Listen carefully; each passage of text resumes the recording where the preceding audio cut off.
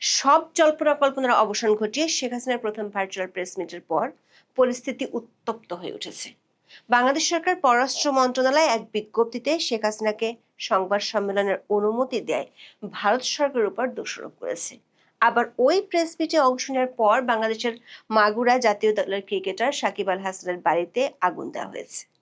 আওয়ামী লীগের গাজীপুরের সাবেক এক সভার সদস্যকে গ্রেপ্তার করেছে ডিবি পুলিশ। তবে 2 বছর পর প্রথমবারের মতো দিল্লিতে ভার্চুয়াল লাইভ অনুষ্ঠানের সুযোগ পেয়ে সাংবাদিকদের মধ্যে শেখ হাসিনাকে প্রশ্ন করার হিড়িক পড়ে গিয়েছিল। আবার ভারতীয় সংবাদ মাধ্যমের পাশাপাশি রয়টার্সের মতো আন্তর্জাতিক সংবাদ মাধ্যমও এই অনুষ্ঠান এবং শেখ হাসিনার বক্তব্য সম্প্রচার করেছিল।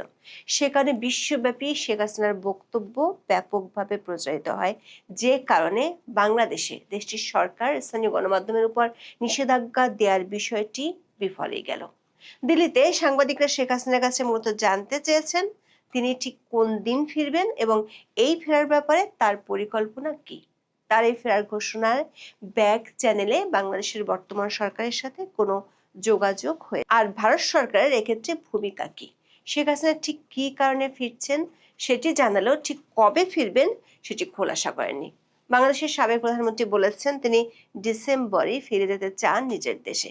জানালেন সময় এলে দিন ক্ষণ বলে দিবেন। তিনি দাবি করেছেন রিকনসিলিয়েশন বা জাতীয় ঐক্য প্রতিষ্ঠা করা দরকার বলেই তিনি ফিরবেন। তিনি আওয়ামী লীগের কার্যক্রমের উপর নিষেধাজ্ঞা তুলে নেওয়া সহ বেশ কয়েকটি দাবিও তুলে ধরেছেন। প্রশ্ন হলো, শেখ হাসিনার এই প্রথমবারের মতো প্রেস মিট নিয়ে বাংলাদেশ সরকার যে প্রতিক্রিয়া দিয়েছে তাতে ভারত সরকারের পাল্টা প্রতিক্রিয়া কি হবে? তাতে কি বাংলাদেশে আবার মব সন্ত্রাস বেড়ে যাবে? বিস্তারিত জানতে চলুন যাওয়া যাক বিশ্লেষণে।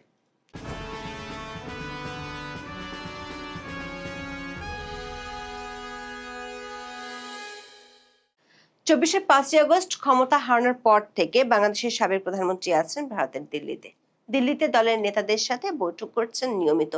সেখান থেকে দলের তৃণমূলের নেতাকর্মীদের অডিও বার্তা দিচ্ছেন।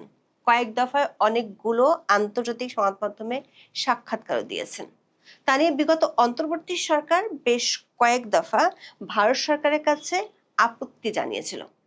তাকে বাংলাদেশের প্রত্যর্পণের জন্য বিভিন্ন সময় কূটনৈতিক স্তরে বার্তা পাঠিয়েছে ঢাকা, কিন্তু এই 2 বছরে কখনোই সাংবাদিকরা তাকে সরাসরি প্রশ্ন করার সুযোগ পাননি। 5 আগস্ট ঠিক যেদিন 2 বছর আগে তিনি ক্ষমতা হারিয়েছিলেন, সেদিন নয়াদিল্লিতে প্রথম সংবাদ সম্মেলনে ভার্চুয়ালি উপস্থিত হয়ে শেখ হাসিনা সাংবাদিকদের প্রশ্নের জবাব দিয়েছেন। দিল্লিতে ফরেন